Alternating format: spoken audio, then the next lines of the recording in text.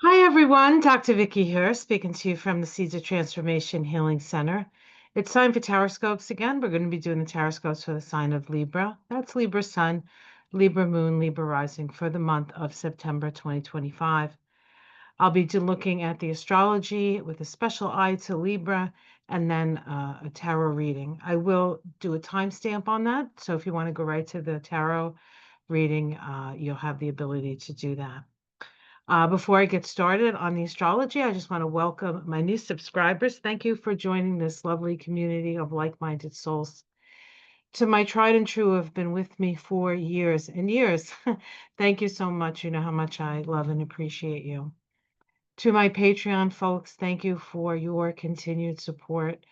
It's because of your support that I'm able to share um, with others what I know and perhaps my perspective, which may help them as well. And to my new members on my channel, welcome to the channel. There are a lot of videos with astrology, numerology, Kabbalah that I've done. Lots of political figures you can check out. You can check out the videos on my membership. And I really do appreciate your support. More good stuff to come. All right, let us take a look at the astrology. We'll start with that. Alrighty, here we go. I couldn't find the button. All right. Okay, here we go. All right.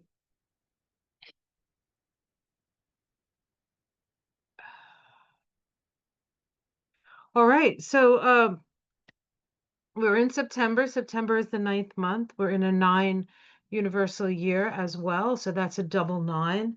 When you add 9 together, you get an 18-9. That is the specific energy vibration for September 2025. The 9 vibration is connected to the Hermit card here.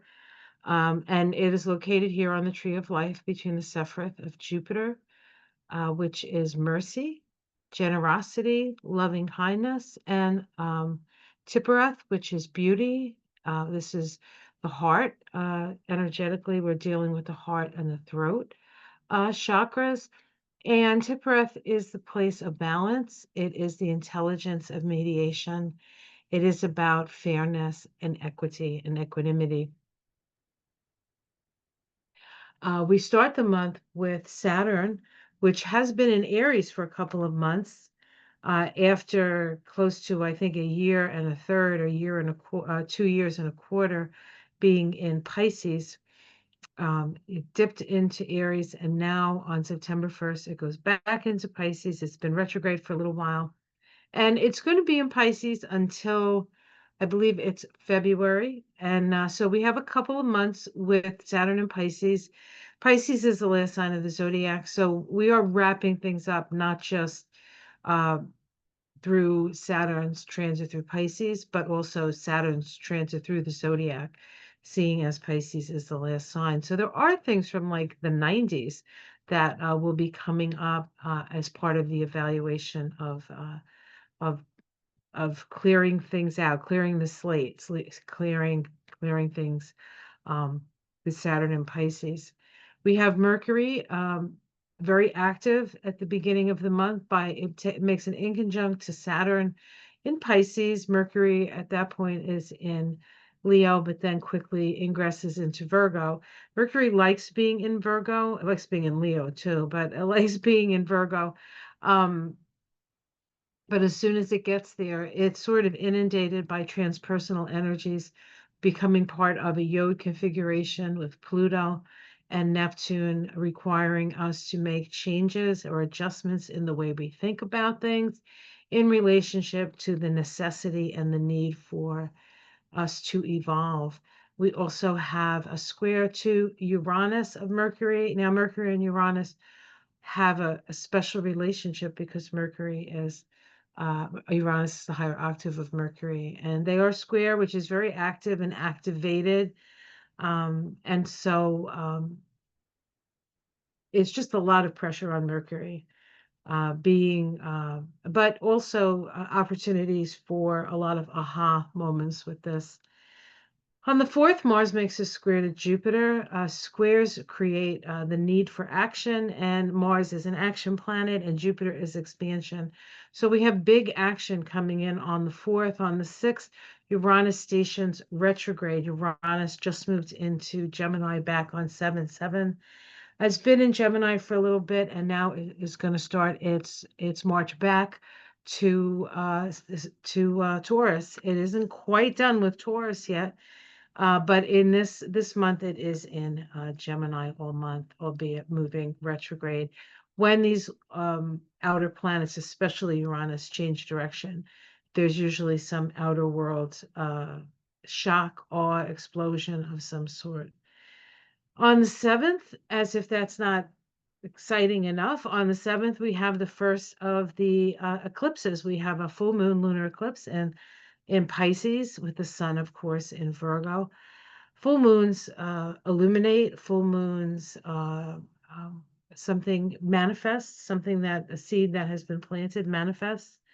And so the same is true when it's an eclipse, only it's like it's on steroids. So we expect to have an illumination with that lunar eclipse, and it can be one that changes the life and it changes the direction of humanity to a certain extent, because it is something that affects all of us.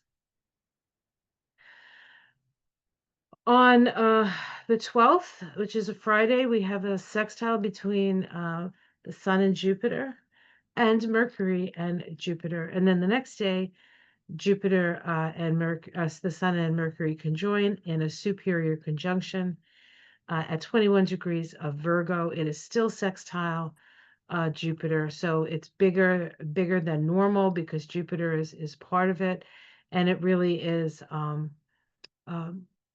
the information would be in front of you, right? What you need to see is in front of you. The Sabian symbol for that particular degree, where Mercury and the Sun conjunct 21 of Virgo, is a girls' basketball team, receptivity to collective forces.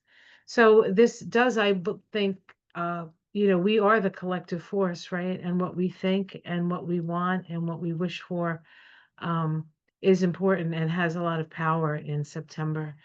On the 15th, Venus and Mars makes the sextile. This is part of a 2-year synodic cycle. We're towards the end of that synodic cycle, and it began, the conjunction occurred in the sign of Aquarius, and now we come to the Aquarius sextile of the whole cycle. And so this is about moving in a progressive direction and making friends that move in a progressive direction. This is about sharing what we know and the benefits of taking care of us all, right? Instead of just making sure that the rich get all the deals and have all the power. That doesn't seem very fair, does it? On the 17th, we have an opposition between Mars and Saturn. That's a reality check. Mercury's still in Virgo at that point. The next day, Mercury ingresses into Libra. Now, Libra, any time planets go into the early signs, the early degrees, they're going to be inundated by those transpersonal forces. Luckily for Mercury, it's in Libra, and the transpersonal forces are an opposition to Neptune and trines to Pluto and Uranus. So um, there's a lot of energy moving in the direction of the mind, but it's easy energy to transform. And we have Venus ingressing into Virgo on that day. And just like when Mercury went into Virgo, Venus has to go through the gauntlet, becoming part of a yod with Neptune and Pluto and being squared by Uranus. And the same day that Mars in conjunct Saturn, um, which can be missing the mark, an idea of missing the mark. So that happens on the 20th. That's a little bit more confusing, a little bit more difficult. And then the next day, the sun will oppose Saturn, another reality check, along with the new moon. The new moon solar eclipse at 30 degrees of Virgo is exactly opposite Saturn. Oh, no, yes, is exactly opposite Saturn. And so this is a new moon, is a new opportunity to plant seeds. Virgo is about healing and aid and service. So hopefully this new moon will be a time when we can really start to understand the necessity that we need to be here for each other. On the 22nd, Mars ingresses in Scorpio. That's something that Mars really enjoys. Although Mars in Scorpio can be a little dangerous, so be careful out there. And the Sun ingresses into Libra, and that is the fall equinox. The 22nd is the fall equinox. On the 23rd, we have the Sun opposing Neptune, Mars making it in conjunct to Neptune. That's difficult fuzziness. And it's also part of the Mars in conjunct Saturn and then Mars in conjunct Neptune. So Mars is really having trouble finding a direction. Now Libra is a Venus ruled sign. So when Venus is having a tough time, it's like we'll say Venus is having a bit of a problem starting the 18th and sort of, let's see, when is Venus's troubles and like Venus is more like a couple of days, and then towards the end of the month, Mars is under some pressure with an inconjunct Neptune, um, and a square, an inconjunct to Uranus on the 24th, and a square to Pluto. So Mars is being hit by those transpersonal planets. What I would say about that is, the transpersonals can create a lot of chaos. And Mars is ego, though. So if you're very egoic and you want things your way and they have to go a certain way, these transpersonal planets will wreak a little bit of havoc on you. But if you're somebody who knows how to go with the flow and take your opportunities when they come and not force the issue, you should be able to move through this period. And you're a Libra, so you're not particularly inclined to force things in the way that some other signs are. So hopefully, hopefully that's true. And we'll look at your chart specifically, Libra. Let's get to Libra here. And we can see where the planets sit. Here's Uranus up here in the ninth house, changing direction. The ninth house is the house of truth. And so with Uranus changing direction, a truth may become available to you that you were not quite aware of. Jupiter here is up in your 10th house. That's really good, Libra, for you, for your public standing. Jupiter is an expansive energy. More people will see you, more people will, depending on hopefully if you want to be seen, right? But it's a success energy. Jupiter is a lucky energy, so you should be lucky in your career, perhaps, as Jupiter sits there for practically a whole year. So it's there for a while. You don't have to do everything this month. Venus, your ruling planet, starts the month in Leo in the 11th house, then quickly slips into Virgo. Now, Venus likes being in the 12th house, so it's okay that Venus is in the 12th house for you. It can bring up, the 12th house can bring up issues around self-undoing, especially because we have the Sun there and Mercury there also this month. And so you do want to definitely avoid any kind of like over people pleasing, codependency, those kind of things that Libra, when they're not feeling up to par, will sometimes fall into those traps. You also have that new moon solar eclipse on the node there. There is something letting go that has to happen with that because it's the south node. It's also your 12th house, which is the last house. So if you do have a tendency to, shoot yourself in the foot in certain situations, perhaps you should recognize that and be willing to let that go. The sun does move into your first house as soon as we have the fall equinox. That's here in the northern hemisphere, or if you're in the southern hemisphere, it's the spring equinox. But the sun is going to move through that first house, illuminating your beauty and your grace. We also have Mercury moving into that house. And Mars actually starts the month in Libra, but then quickly sort of moves into Scorpio in the second house. Mars really likes being in Scorpio. So and it likes bottom line stuff. So you're not going to really take any guff, I think, with Mars moving through that second house. There's Jupiter, excuse me, Pluto here in your fifth house. Pluto's going to be there for a long, long time, right? Fifth house is luck and children and romance. Romance with Pluto there, chances are your relationships with your children or your romantic ties will have their own level of intensity. Saturn, of course, starts in Aries, then moves into um, Pisces. It's going into your house of health again, and so these last few months that Saturn is going to be in Pisces, you want to just make sure that you get everything checked. You know, a lot of people wait till the end of the year to get all their testing done because their um, um, what is that? Their copayment or their deductible is taken care of by the end of the year, and so they get a lot of stuff done. Make sure you get all those things done that you need to get done. It's a good practice anyway, but especially with Saturn in that house. Neptune is going to stay in your seventh house all month. All month. It does actually move back into Pisces also, but not yet. And that is the story. We have here's the full moon. The full moon axis is the axis, the karmic axis of the sixth and the 12th house. Also, an axis of health. And so you could have a health challenge, but if you take care of yourself and do what you need to do, as I said, this is a very difficult time for your nervous system.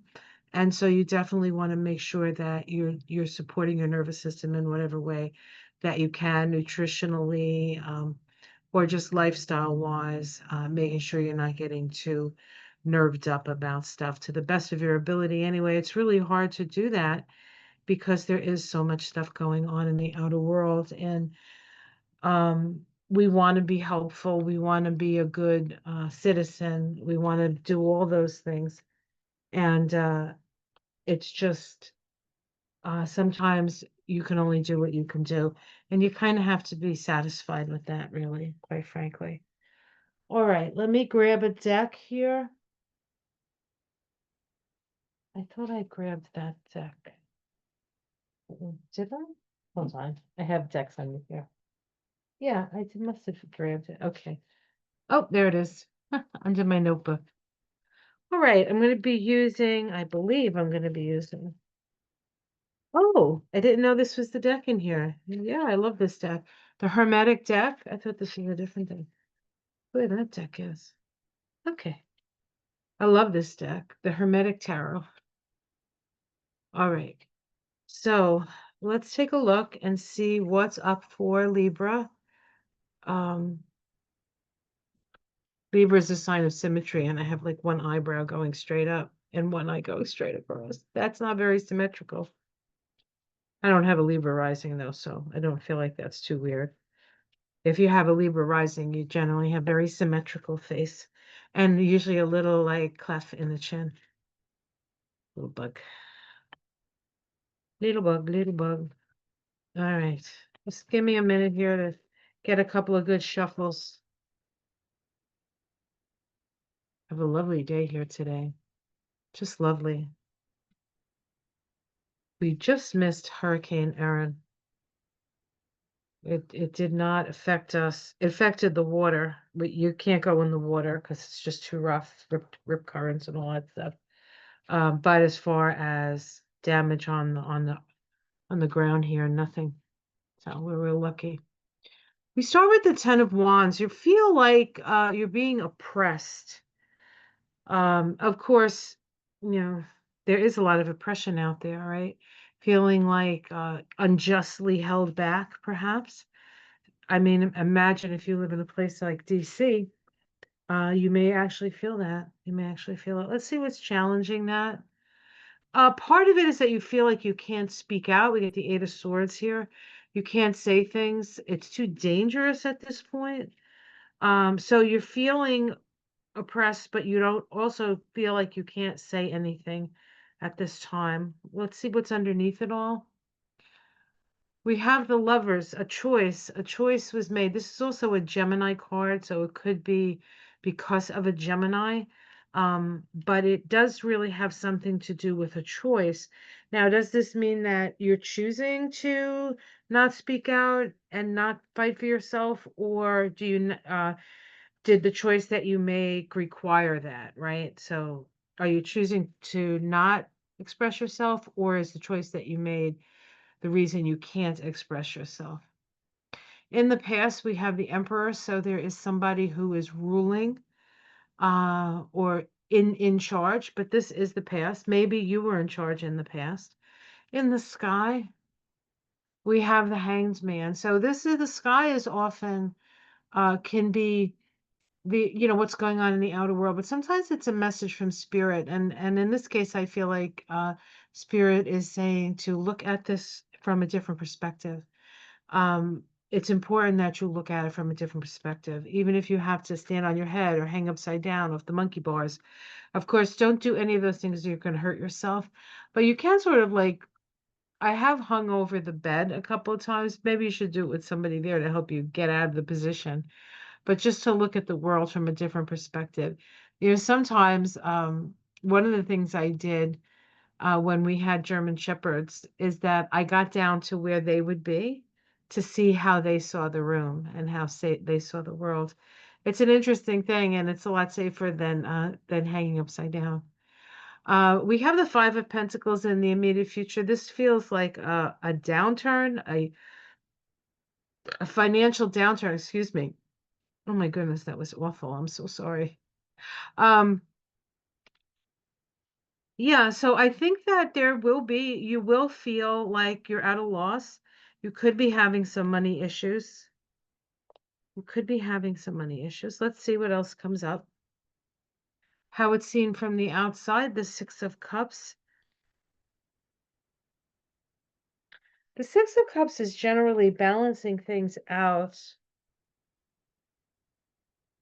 The Sun and Scorpio.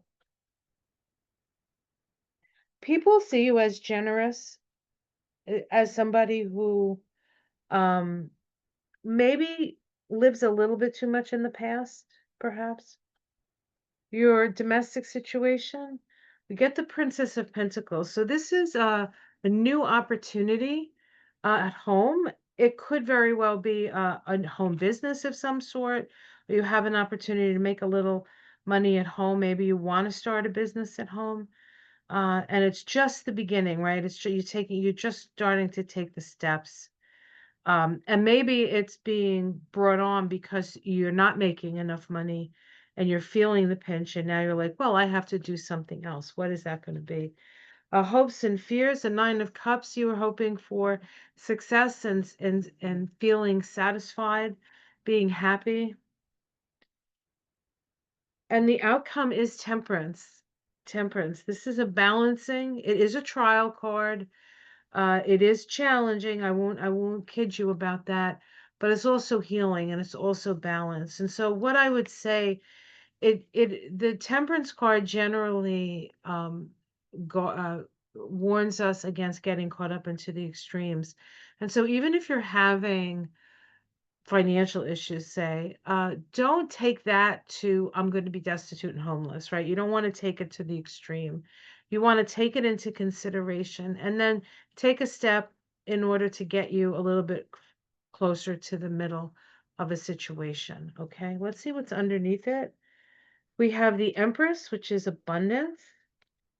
The King of Swords holds the sword of truth, and the Queen of Wands, who's passionate.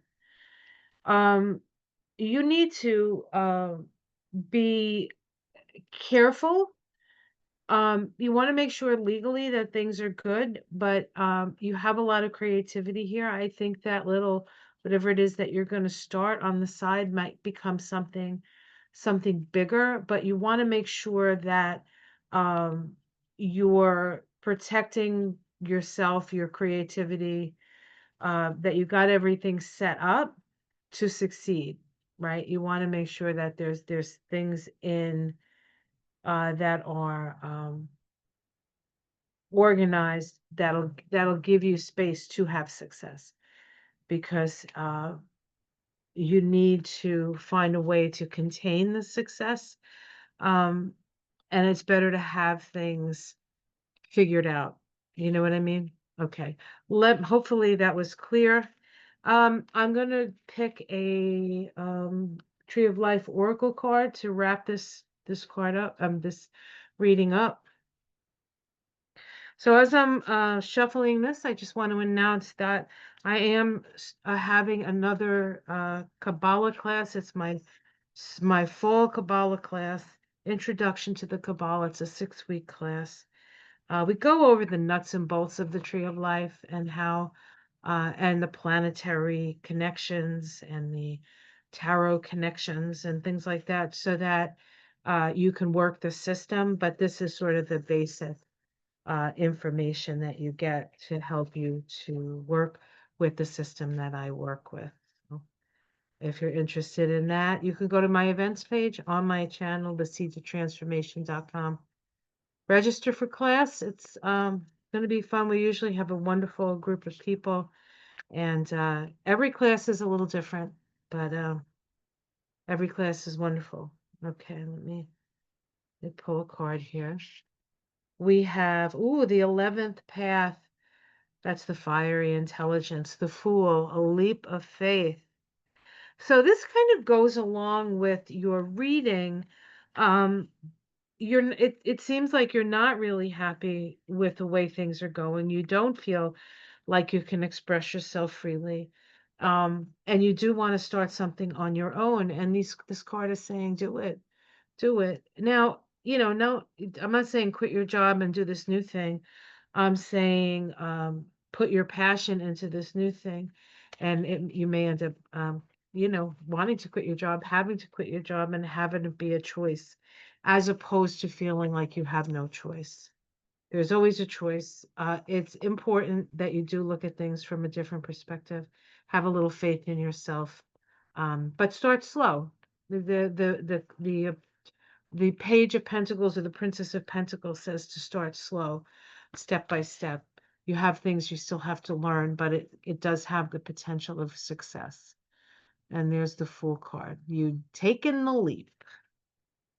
All right, that's the story, Morning Glories. Have yourself a wonderful month. As I said, if you want to join the Kabbalah class, go to my website, onto the events page, The Seeds of Transformation. Otherwise, I'll see you next month for October's horoscopes. Take care of yourselves, everyone. Namaste.